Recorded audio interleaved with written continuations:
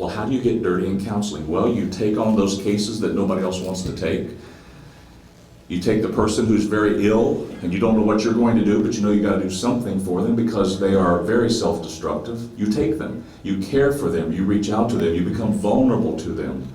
You enter into their world of hurt.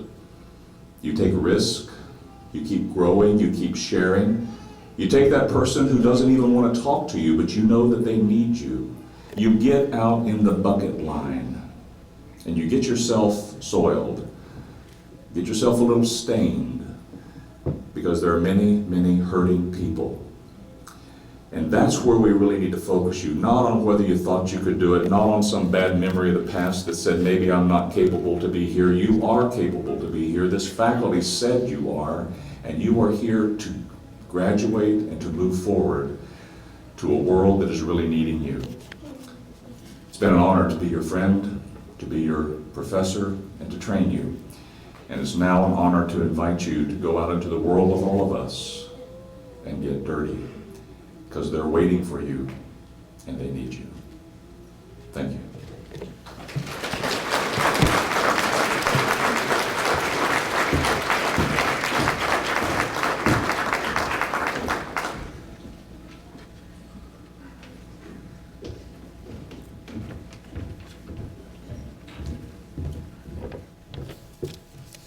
Good afternoon. It is my pleasure to be here as the faculty advisor of the Alpha Chi Omega chapter of Chi Sigma Iota. Chi Sigma Iota is an international honor society for counseling professionals and professionals in training. To be a member of Chi Sigma Iota, one must have a grade point average of 3.5 or higher and voluntarily decide to join. And I am pleased to say that several of our graduates today are members of Chi Sigma Iota, and I would ask for you to stand at this time to be recognized.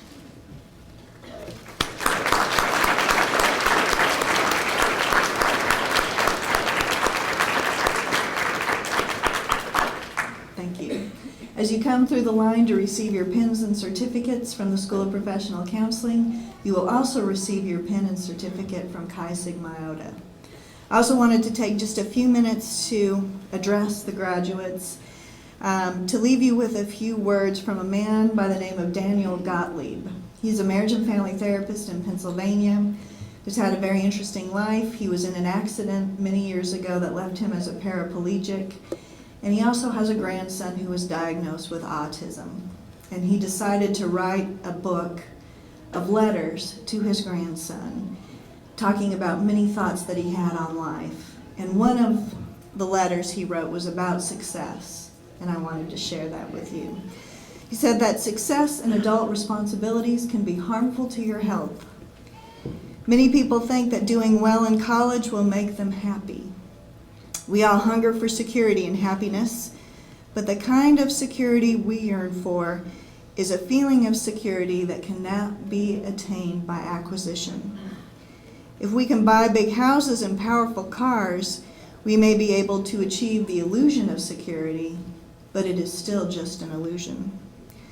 Real security only comes when we are comfortable with who we are, and that feeling is enhanced when we are in a relationship where there is mutual love and understanding. Real happiness is a byproduct of a life well lived. A lot of times during graduate addresses, the speaker tells you what to do. So right now I'm going to tell you what to do. Find someone you love and feel that love in every pore of your body. Love that person even more tomorrow. And then the next day, find an additional person to love. Every day after that, increase the number of people that you love. The longer the list of people you love fully, the happier you will be. That is true success, and that is an essential adult responsibility.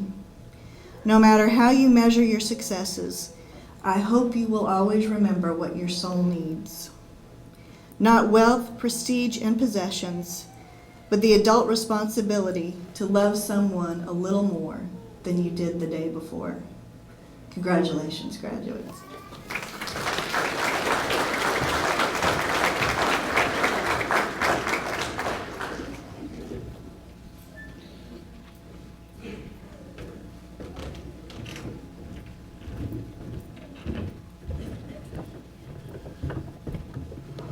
We're now entering into a very special part of the ceremony,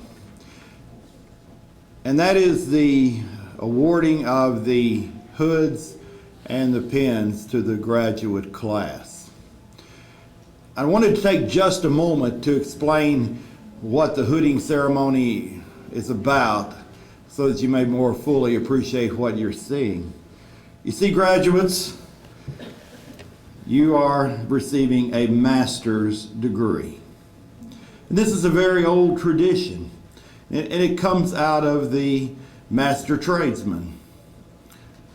And for centuries, the way a person entered a very noble profession was that they would find a master of that profession. And they would ask that master to take them on as an apprentice. And they would study under the tutelage of that master. And when the master believed that the apprentice had developed the skill, the expertise that was required, then there would be a ceremony or sometimes a great feast.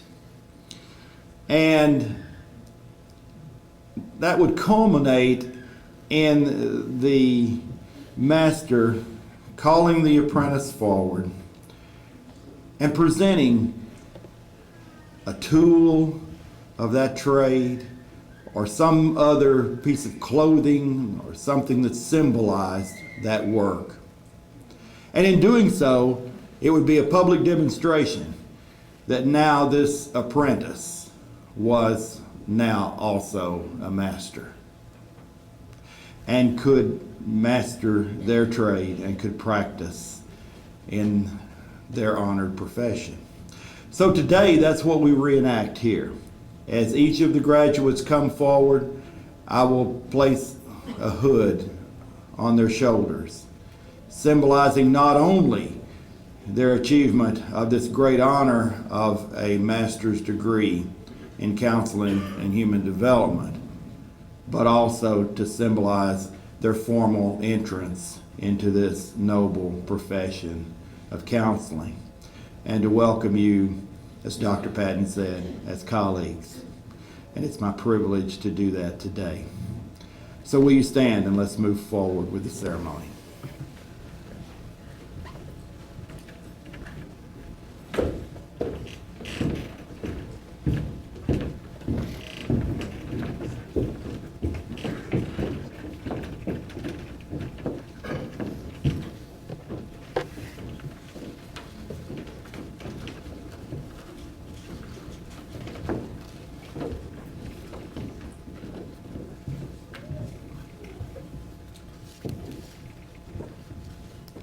Graduates, as I call your name, if you would come to the podium to be honored.